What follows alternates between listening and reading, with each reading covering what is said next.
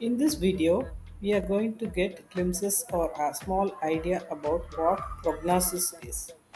So, we all know about the title diagnosis because we often hear it from a medical practitioner. What is diagnosis? So, we say some symptoms to the doctor, and the doctor, from our narration of our illness, he comes to decide on what the disease we have acquired. So this process is called diagnosis. So extending this concept to AI. So currently there are so many medical diagnosis happening where we feed images or text file or data files about a patient, and the system by itself, the AI model itself, diagnoses the given data and gives an output on what disease that particular patient is having. So this process we call it as diagnosis. Okay, then what is prognosis? So the advantage of prognosis is, or the process of prognosis is, having diagnosed something, then we try to predict the progression of the disease. In medical context, we try to predict how the disease will progress. So this process is called as prognosis. So an understanding diagram is given in this slide where from the symptoms the doctor diagnoses that the particular patient is having flu, and he says that your prognosis, that is, he suggests that the patient will be fully recovering after lot of rest. Okay, it is like giving an indication to the patient that when she will be back to normal. So I hope we understand the difference between prognosis and diagnosis. So by definition, prognosis refers to the likely course and outcome of a disease or medical condition.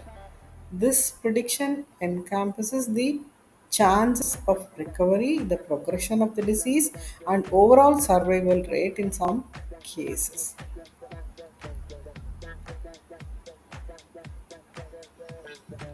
So let us see some examples of a prognosis task.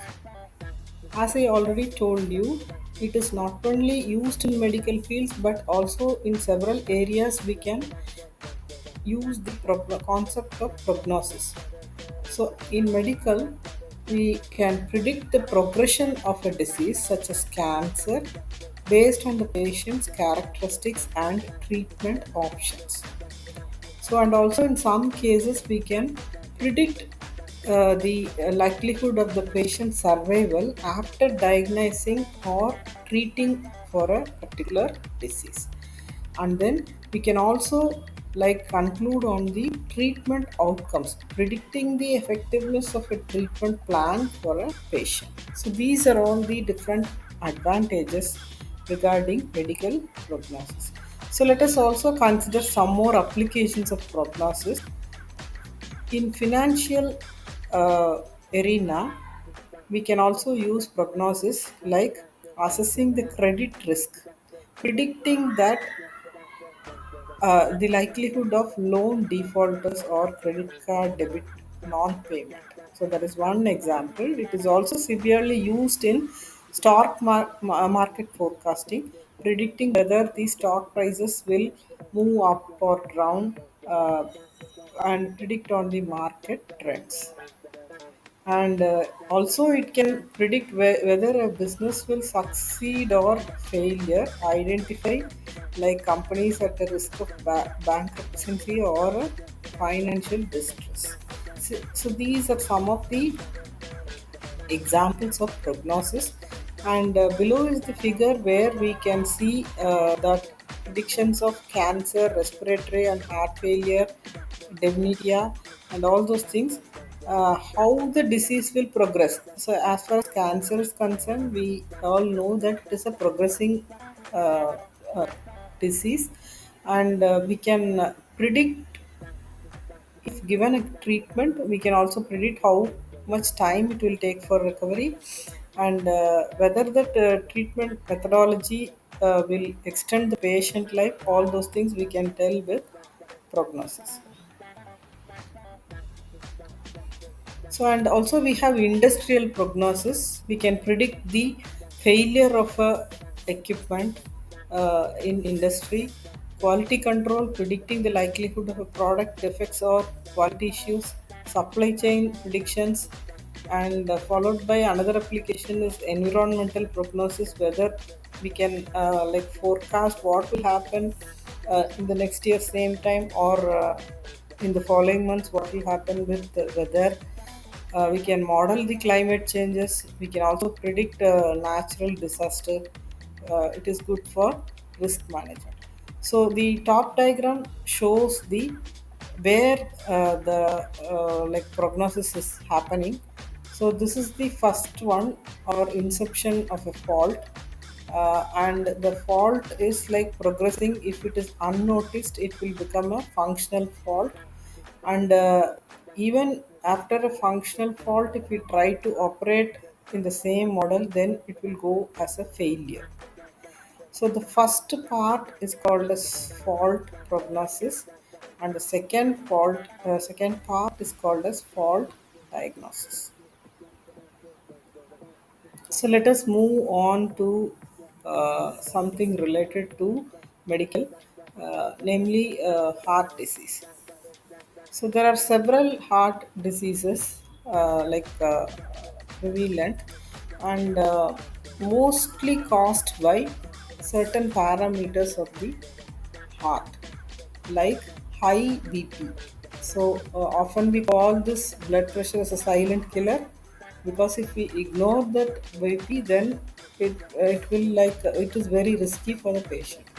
High cholesterol level, elevated cholesterol level also contributes to failure of the heart, or it is causing risk to the heart. Diabetes, another cause, uh, wherein the patient, if he is having diabetes, then he is at higher risk for having a heart disease. Smoking, we all know that smoking is injurious, and if someone is continuously smoking, he is prone to get a heart disease. Not only smoking, but if some person is keeping on sitting and doing nothing, then it is called a sedentary lifestyle. This also will result in heart disease. And also there are some more factors like a family history, where if a parent or a grandparent has heart disease, then there is a chance that the generations ahead may also get a heart related disease. Unhealthy diet, finally. So when we consume lot of saturated fat, sugar, salt, which leads to obesity, and again high cholesterol is accumulated in the body, and due to the diet pattern also we get heart disease. So this is like given in the form of figure. So these are the reasons why we get a heart disease. Coming to the prognosis of heart disease, uh, varies based on several factors. So, actually, early detection and management is very helpful as far as the heart disease is concerned, and prognosis is highly useful for a heart, wherein if it is detected early, we can regularly monitor the pressure, cholesterol levels, and if a patient is having like sedentary life, we can prescribe them some regular exercises and try to modify the lifestyle, and observe whether their blood pressures are coming normal. Give a good diet free from sugar, and monitor whether the diabetic conditions are improving. So all these things we can do on prognosis, and regularly we monitor all these parameters, and then and there we can give input to the patient on his improvements. So this is the very positive aspect of prognosis. So next, let us go to a specific heart disease, namely arterial fibrillation. or AF, commonly called. Then, what is the symptoms of getting this? The person will get severe sweating, and we feel that there is a skip in the heartbeat, feeling tired always, and then we feel the breath is not enough for us, light-headedness, and always there is a this discomfort felt in the chest, irregular heartbeat and rapid heartbeat, and but these are few symptoms, but there are also patients which who do not have any of these symptoms but also have the symptoms of AF.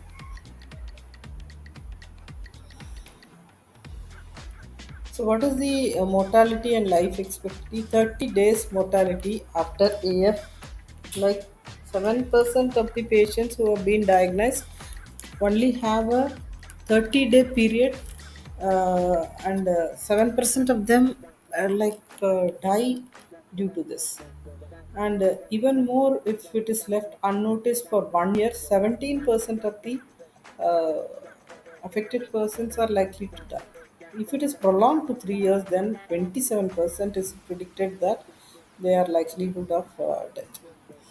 And we see that on an average, a person who's suffering from arterial fibrillation has a life expectancy of 2 to 3 years only if it is not properly managed. And here is where prognosis helps. So, and how this disease is causing this effect in 2 or 3 days is like it will be inhibited as a stroke, a heart failure, a myocardial infarction, or re-hospitalization. All these things can happen uh, if the atrial fibrillation is not noticed and left as it is. And we can also improve over the time. Once that we are diagnosed with arterial fibrillation, we can like show improvement by incorporating advances in early detection, as we are discussing. And prognosis factors, severe factors influence the prognosis.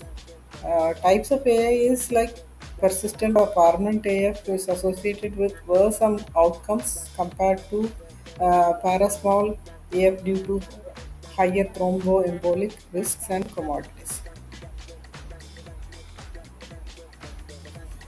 So one more key statistics is listed here, like stroke risk. How many of them are having stroke risk? That is 20%, and it is a lifetime risk too. Heart failure is even more with 42%, and that also is a lifetime risk. Re-hospitalization, I have treated for arterial fibrillation, but again they'll come to the hospital in 1 year. This contributes to 21.3%, and re-hospitalization in a period of 10 years is like almost half. 41.2% of them come back to hospital. Life expectancy reduction is 2 to 3 years. Mortality after 1 year as 17%. Mortality after 5 years is 42.7. So these are all alarming statistics that arterial fibrillation should be treated with caution, and also the disease progression should be like monitored with prognosis.